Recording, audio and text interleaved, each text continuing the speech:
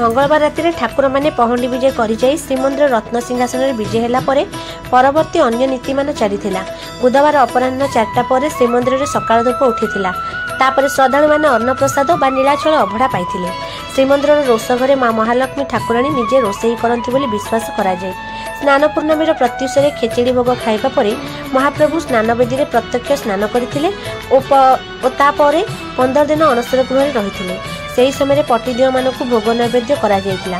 रथयात्रा समय गुंडीचा घर को माँ महालक्ष्मी जाई नथांती बोली साधारण लोकचार रे विश्वास करा जाए। नीलाद्री विजय परदिन श्रीमंदिर रे बाहरुथिबा अभड़ा को नीलाचल अभड़ा कहा जाए। भक्तगण यह अत्यंत श्रद्धार सह नेउथिबा परिलक्षित होइतिला।